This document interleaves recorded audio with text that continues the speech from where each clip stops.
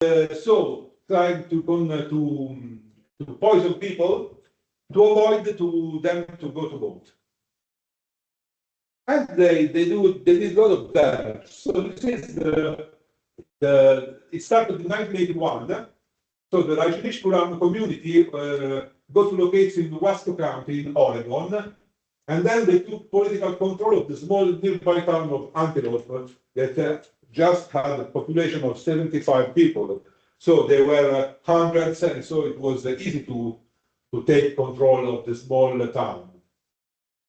They changed the name of the Antelope into Rajneesh, and the group started on friendly terms with the local population, but relations soon degraded because of the land use conflicts and the commune's dramatic expansion.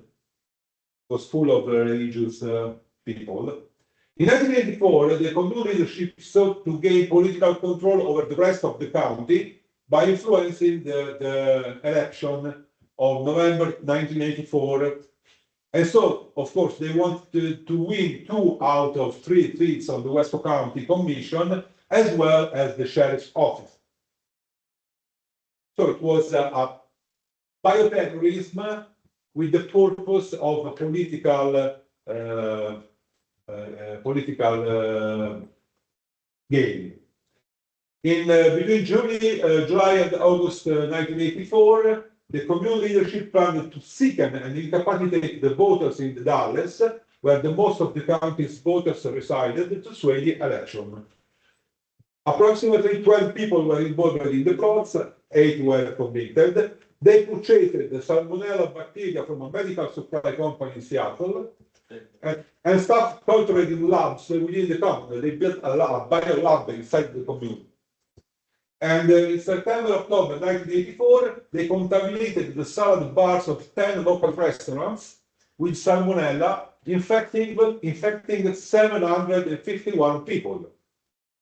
45 of them received hospital treatment, including the small kids and adults, but luckily all survived. So, what this story teaches us? Okay, Osho accused several of his followers of participation in these and other crimes, including an aborted plan in 1984-5 to assassinate a United States attorney. And he asked the state and federal authorities to investigate. He was lately accused of illegal immigration and banned from USA. No evidence found about his involvement in this criminal plan. The General Company of Oregon set up an interagency task force with Oregon State Police and Federal Bureau of Investigation, executed search warrants in Rajneeshpuram, that was the sect. A sample of bacteria, Salmonella typhimurium, was found in a Rajneeshpuram medical laboratory, which matched the contaminated that made sickened the town residents. Moreover, there was an invoice dated on September 25th from the American type counter collection of microbes was discovered, showing an order received by the Cod laboratory for Salmonella typhi, the bacterium that caused typhoid fever, that luckily was never employed. Then, 2 leading Rajneeshpuram officials were convicted on charge of attempted murder and served 29 months of 20-year sentences in a minimum security prison. In every respect, the Salmonella attack carried out by the cult members was a major bioterrorist attack that fortunately failed to achieve its ultimate goal and resulted in no fatalities. Up to now, this is the biggest bioterrorism crime in the 20th century. 751. Okay, no one died, but 751 people contaminated is considered the biggest one. Then we have the case study number 2, the Auschwitz. So, Auschwitz is a religious sect that syncretic sect that speaks about world salvation through leadership, assassination, mass murdering, and chemical and biological warfare. va bene, lasciamo stare. So, between 1987 to 1995, this funny man, Shoko Asahara, their name was Chizuo Matsumoto, found this doomsday cult. And it's a syncretic cult based on the Indian and Tibetan Buddhism, Hinduism, with Shiva, you know, Christian millennialism, the writings of Nostradamus, and whatever. And what it did. So, this is a brief story of the cult, because this cult was involved in many murders and other crimes in Japan. So, was considered controversial in Japan, but in Japan there is freedom of belief. So the religions are not prosecuted. Okay, until they still are religions and not a crime organization. And was not initially associated with serious crimes. In that period, Asahara became obsessed with biblical prophecies. And the public relation activities included publishing comics and animated cartoons that attempted to tie religious idea to popular anime and manga events, including space mission, powerful weapons, world conspiracies, and the quest for the ultimate truth. So this culture became quite famous with a lot of affiliates, and started the first controversies in the late 80s with the accusation of deception of recruits, holding cult members against their will, forcing members to donate money, and murdering a cult member who tried to leave in February 1989. In October 1989, the group negotiation with Tsutsumi Sakamoto was an anti-cult lawyer that was threatening a lawsuit against them, which could potentially bankrupt the group, failed. And the following month, Sakamoto, his wife, and his daughter went missing. They found their body many years later, cut in pieces, spread it into many wastes in all the 4 islands of Japan. That means how many cultists the cult had. So they cut 3 people in pieces and spread the pieces all over the Japan. The cult is known to have considered assassination of several individuals critical to the cult, such as the head of the Buddhist sect, the Soka Gakkai, the Institute for Research in Human Happiness, and even the cartoonist Yoshinori Kobayashi began satirizing on the cult. It was included on an Ao's assassination list. And another an attempt on this cartoonist in 1993 was made but failed. So it was really a crime organization, like Mecca, you know. But this cult had a lot of money and properties and buildings because of the donation of the cultists. And in July 1993, these cult members, I told you, sprayed a large amount of liquid containing Bacillus anthracis spore from a cooling tower on the roof of Auschwitz torture quarters. It was a first attempt to plan an outbreak of an epidemic in Tokyo, but failed. The attack resulted in many complaints about bad odors, but no infection. Then, at the end of 1993, the cult started secretly manufacturing the nerve agent sarin and later BX. The Auschwitz tested its sarin on sheep at the Biowan station, a remote pastoral properties in Western Australia. So, imagine how big, how huge are the tentacles of this cult, killing 29 sheep. Both sarin and BX were then used in several assassinations and attempts in 1994 and 1995. Then, on 27 June of 1994, the cult carried out a chemical weapon attack against civilians while they released sarin in the central Japanese city of Matsumoto, Nagano.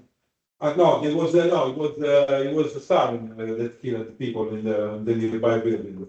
With the help of a converted refrigerator truck, members of the cult released a cloud of sarin which floated near the homes of judges who were overseeing a lawsuit concerning a real estate dispute. This Matsumoto incident killed 800, 500 more, but not the judges, because the poison cloud was shifted by the wind toward the adjacent buildings. Police investigation focused only on an innocent local resident, Yoshiyuki Uno, and failed to implicate the top at this time. Then, in December 1994 and January 1995, Masami Tsuchiya of Shiriko synthesized from 100 to 200 grams of Boix, which was used to attack 3 people. 2 people were injured, and a 28-year-old man was killed. He is believed to be the first fully documented victim of Boix, never employed on people before. Okay, later the North Korea did in Singapore airport, but it's up to now.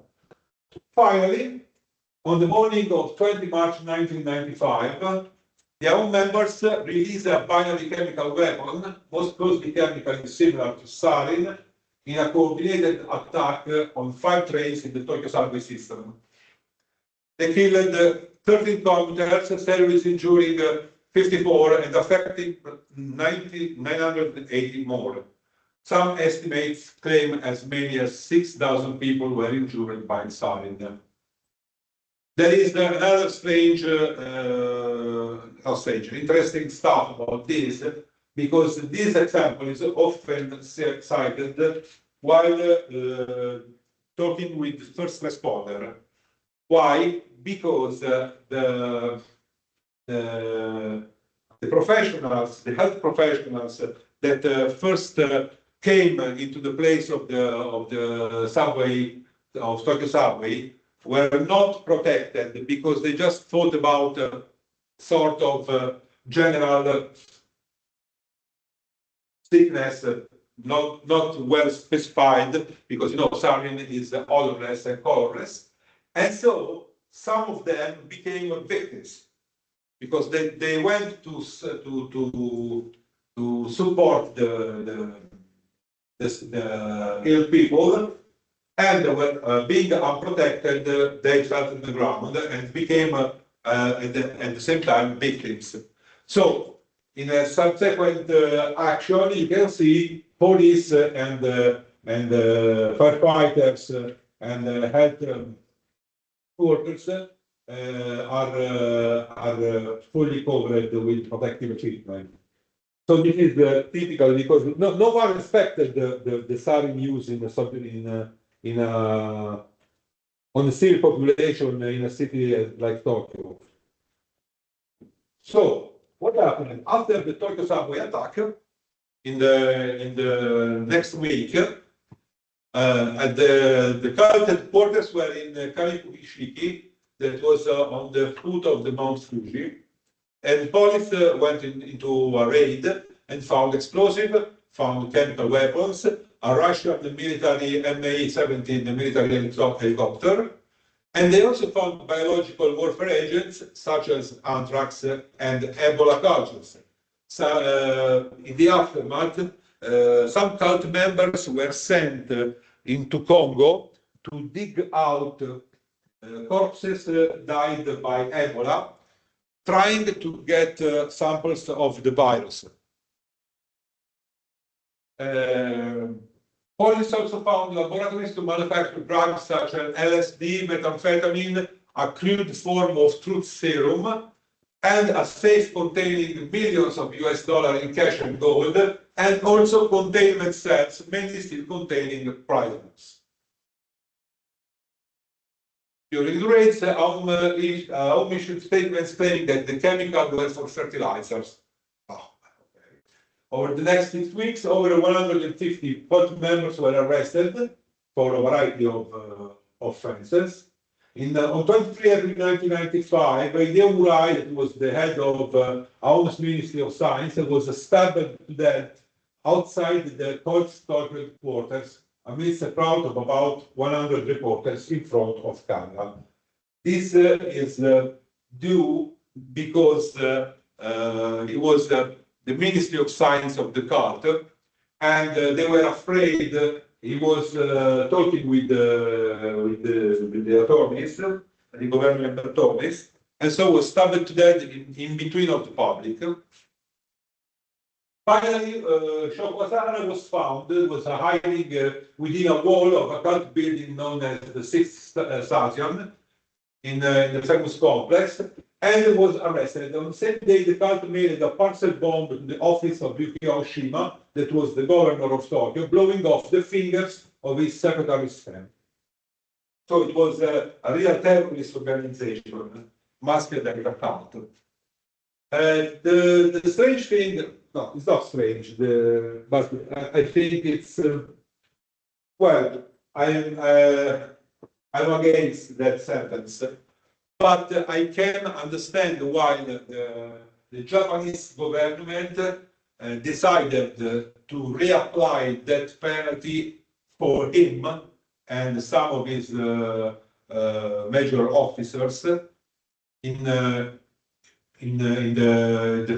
between 2018, so just less than 10 years ago. In Japan, the death penalty was unapplied since 1969, and they decided to kill them anyway by death penalty. I can understand why they did, because the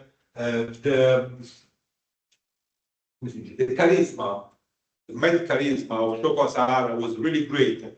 And so even keeping him at jail while the cult was so spread and so important could lead to kamikaze attacks or whatever. So you kill the head, you kill the top of the mountain, the rest of the mountain will fall. Okay, not really for human rights, but I think it's Japanese pragmatism. Okay, so also fugitives, etc., etc. Okay, on 6 July 2018, Asahara and 6 other Shiriko members were executed by hanging. And at that time, 13 other members were in death row. Japanese Justice Minister Yoko Kamikawa said that the crimes plunged people, not only in Japan, but in other countries as well, into deadly fear and shook society to its core. So they need to be evaluated. So we came to 2001. Probably you know the famous case of Ameritrax, because 9/11 wasn't bad enough for America. So soon after the 9/11 events, something strange happened. There was a first set of letters containing a white powder made of anthrax spore with a Trenton, New Jersey postmark, and were sent to some major news like ABC News, PBS News, NBC News, New York Post, and to the National Enquirer at American Media in Boca Raton, Florida, containing anthrax. All the same. The first known victim of the attacks was Robert Stevens, who worked at the Sun tabloid and died on October 5, 2001, 4 days after entering a Florida hospital with an undiagnosed illness that caused him to vomit and be short of breath. The presumed letter that contained the anthrax that killed Stevens was never found, and only the New York Post and NBC News letters were actually identified. The existence of the other 3 letters is inferred because individuals at ABC, CBS, and AMI became infected with anthrax. Scientists examining the anthrax from the New York Post letter said it was a compact, coarse, brown, granular material which looked similar to dog food. 2 more anthrax letters bearing the same Trenton postmark in New Jersey were dated October 9, 3 weeks after the first mailing, and the letters were addressed to 2 U.S. Senators, Tom Daschle of South Dakota and Patrick Leahy of Vermont. At the time, Daschle was the Senate Majority Leader, and I was the head of the Senate Judiciary Committee. Both were members of the Democratic Party. The Daschle letter was opened by an aide, Grant Leslie, on October 15, after which the government mail service was immediately shut down for obvious reasons. The unopened DI letter was discovered in an impounded mail bag on November 16 because it had been misdirected to the State Department mail annex in Virginia because the zip code was misread. So a postal worker there, David Hose, contracted inhalational anthrax. More potent than the first anthrax letters, the material in these letters was a highly refined dry powder consisting of about 1 gram of nearly pure spores. A series of conflicting news reports appeared, some claiming that powders have been weaponized with silica. Bioweapons experts who later viewed the image of the anthrax used saw no indicators of weaponization. So, who did this? The return address was the Sport Grade, Greendale School, Franklin Park, New Jersey. So, thanks to these letters, 22 people, at least 22 people, developed anthrax infection, and 11 of them contracted the worst variety, the pulmonary anthrax. 5 died of inhalational anthrax. Stevens, 2 employees of the Brentwood Mail facility in Washington, D.C., and 2 whose source of exposure to the bacteria is still unknown. Katie Nguyen, that was a Vietnamese immigrant resident of the New York City borough of the Bronx, who worked in the city, and the last known victim was Ottilie Lundgren, a 94-year-old widow of a prominent judge from Oxford, Connecticut. All of the material was derived from the same bacterial strain known as the Ames strain, which is a common strain isolated from a cow in Texas in 1981. All of the letters were copies made by a copy machine. The original were never found. Each letter was trimmed to a slightly different size. The Senate letter used punctuation, while the media letter does not. The handwriting on the media letter and envelope is roughly twice the size of the handwriting on the Senate letter and envelope. The envelopes addressed to Senator Daschle and Senator Leary had a fake return address, that is this. These are the 2 different letters. This is the letter to the media, 9/11/01. This is next, take penicillin now. This is reported with the same mistakes of the original. Take penicillin now. That to America, that to Israel, I said it.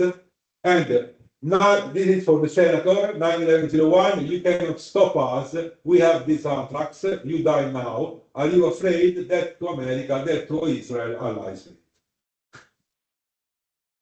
But the investigation suddenly understood that it was not an Islamic terrorist attack, because the form of the attack, the content of the attack, the writing on the letter, there were too many differences. It was not prevented, no sign of intelligence of human or Rumint or whatever about an Islamic extremist attack. So they say this is just a false flag, and it was a false flag. A major focus in the areas of the investigation was by weapons expert Stephen Hatfield, who was eventually exonerated. Despite the anti-Israel proclamation and Muslim written in the letter's body, the track of external terrorism was never really taken into consideration. Then, a bad way to try a false flag. Bruce Edward Levins, a scientist at the Government Biodefense Lab at Fort Detrick in Fremont, Maryland, became a focus around April 2005. He was a scientist working in the biological warfare program in the Fort Detrick. And on April 11, 2007, Irving was put under periodic surveillance, and an FBI document stated that he was an extremely sensitive suspect in the 2001 anthrax attacks. But in 2008, Irving committed suicide with an overdose of Tylenol. Federal prosecutors declared Irving the sole perpetrator of August 6, 2008, based on DNA evidence leading to an anthrax vial in his lab. So the sole perpetrator is this eyewitness. This episode is still partially unexplained. And of course, struck the heart of a country already devastated by the 9/11 attack with planes on the Twin Towers. This attack had a limited outcome, but showed the vulnerability of democratic systems and also the ease in finding biological agents. I have colleagues in the USA that since 2001, until 2001, if they need a sample of the specific dangerous bacteria, they just call for another lab. Do you have Bacillus anthracis strain A? Say, oh yes, can you send me a sample? Oh yes, thank you. Just ship and you have it, because they trusted each other. And after 9/11, 2001, many things are changing. Now people do not trust, for obvious reasons, do not trust anymore. And it's much better like this. So all is traced, all is recorded, all is in triple copy, because everything you do must be traced, and because you don't know in which hand it could finish. You know, the Rajneeshis, they just phoned to a biomedical company in Seattle. Can you send me a sample of salmonella, please? Oh yes. Do you have also anthrax? Oh yes, oh please send me this. It was really easy to have, because no one perceived the biological weapon attack as a real menace. Okay, not from, okay, they thought about the Russian that tried something, not internal terrorism.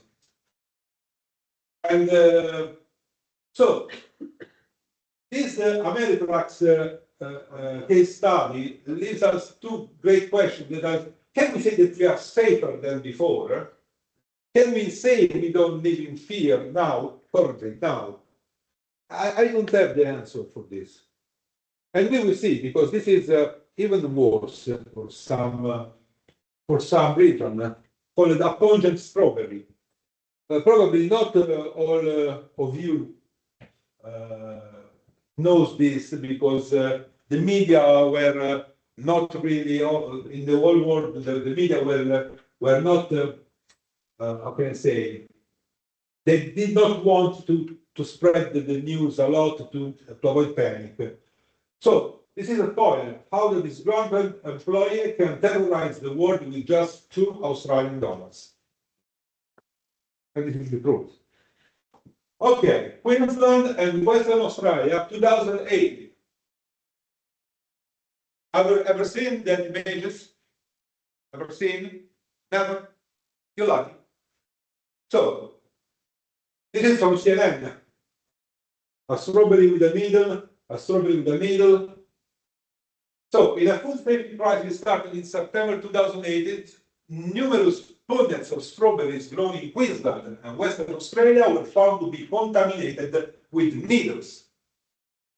The Queensland police reported that by November 2018, there had been 186 reports of contamination nationally.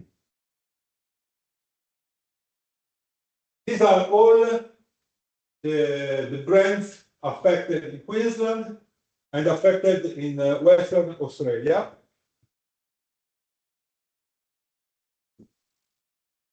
So the government tried to respond to this.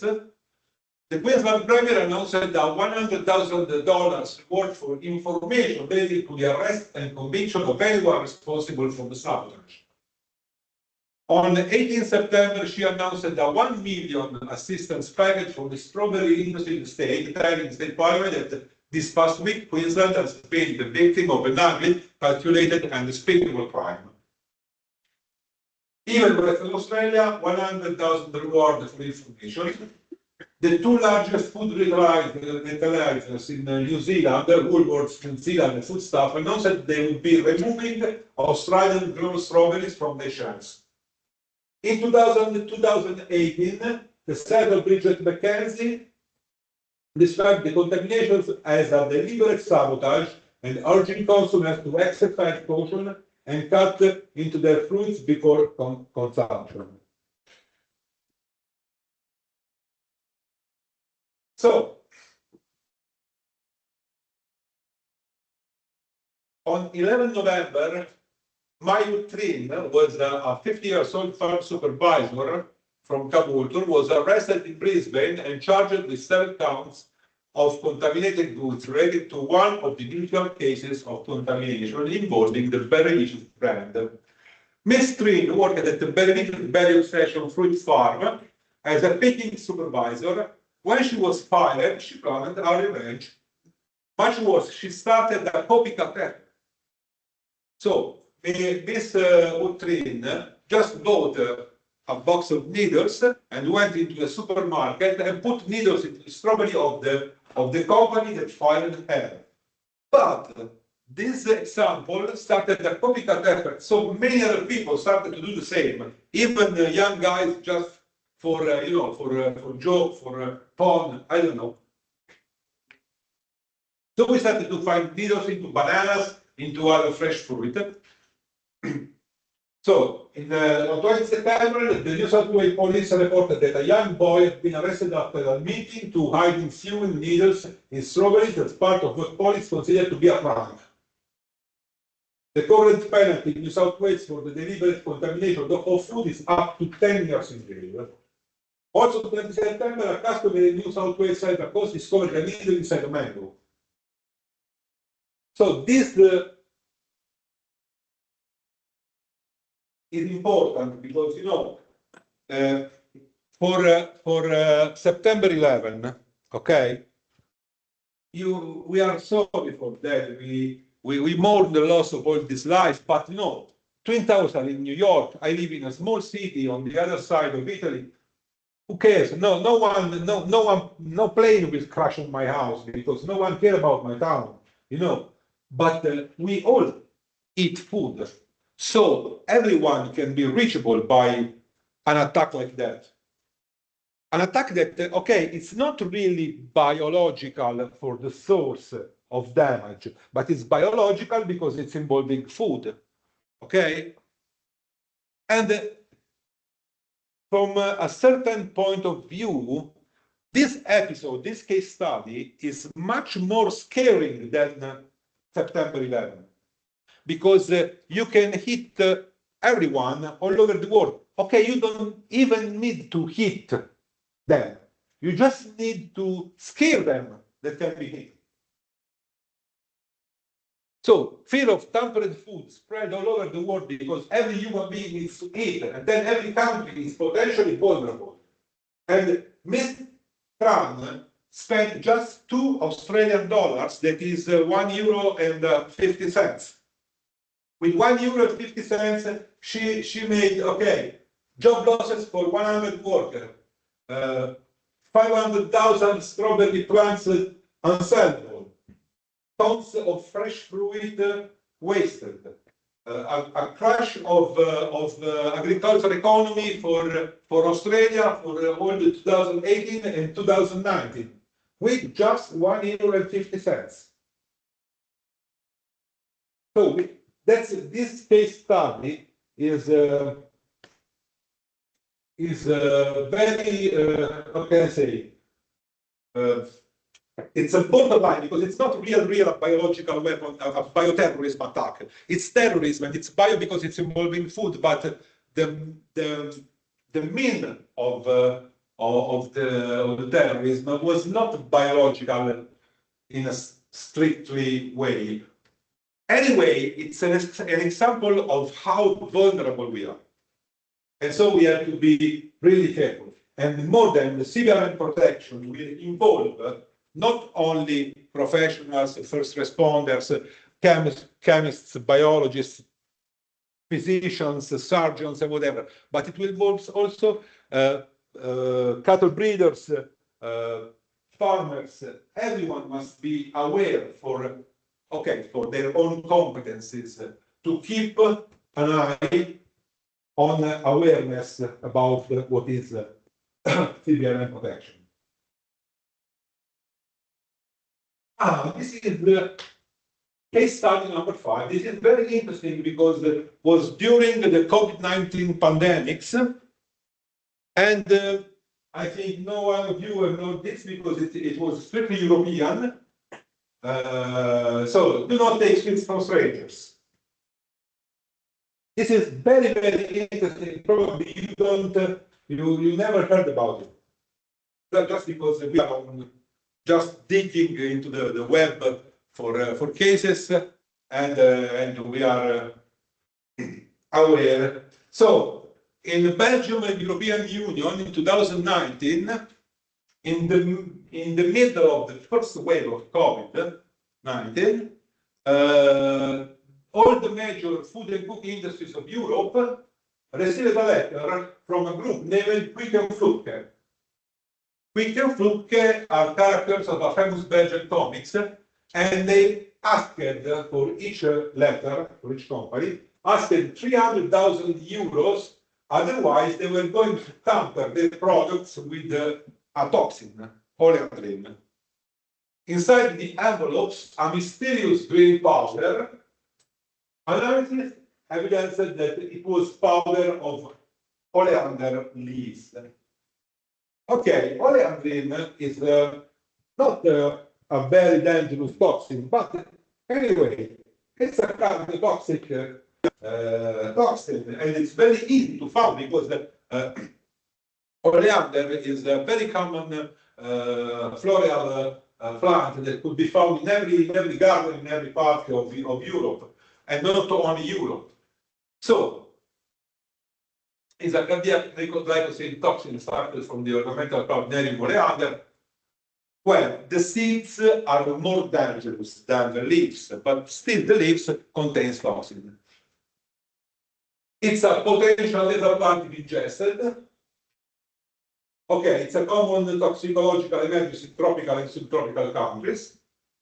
All the parts of the plant are toxic, and it contains a variety of cardiac glycosides, including nericolin, 17A, 17B, oleandrin. It causes abdominal pain, diarrhea, dysrhythmia, and hyperkalemia. The LD50 on cat is 214 micrograms per kilo. So, not the most poisonous of the toxin, but still a toxin.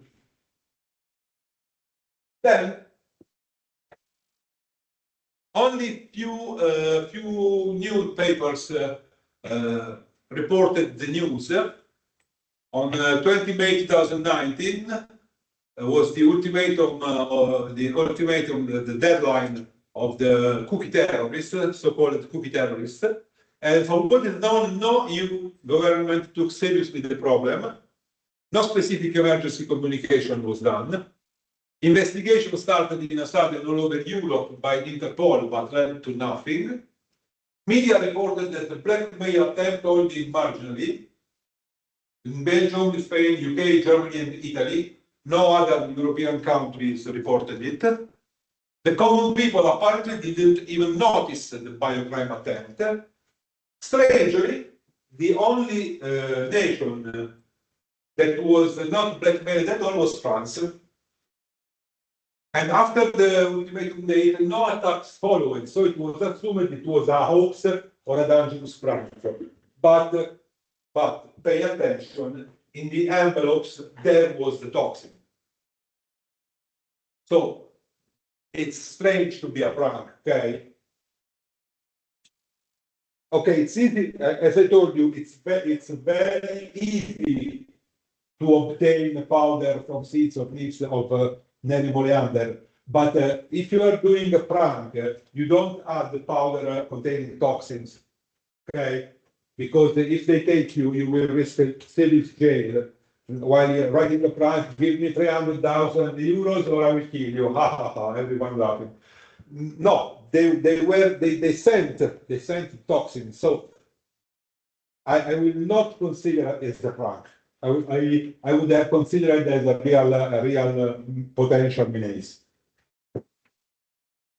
So, according to EU regulations and laws, the food safety protocols must be appropriate to the company and the checks must be widespread and periodic. Then, after this episode, all the biggest European food industry increased dramatically safety and security levels. In production factories, in storage buildings, in logistics. There is also something, you know, that there is a branch of CBRN Defense and Protection that is called food defense. You know, there is food security, there is food safety, and there is also food defense. Food defense is a merge of food security and food safety, but applied on deliberate events, like tampering, like sabotage, or like terrorism. And when you do the analysis, it turns out that the American food companies are more at risk than European food companies. You know why? Try to imagine.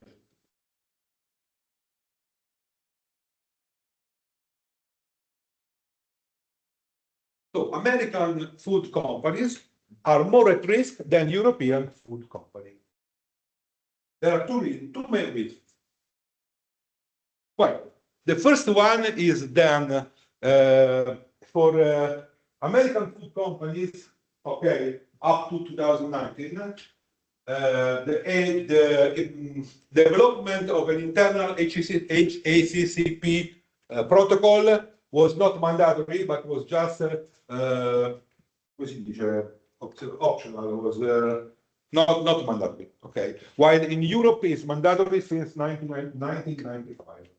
The second reason is that European facilities are all surrounded by fences and walls because we are afraid that someone could steal the cars and the trucks, while the American facilities are usually open. Okay, if they catch you, they shock you, but they are open. Okay, and so in this way, fences, walls, come si dice? Videocamera? CCTV systems, plus internal protocol of hazard analysis and critical control point makes European food industries much more safer than American ones. Up to 2019. I don't know what happens now in the USA, but I don't think that things are changed dramatically.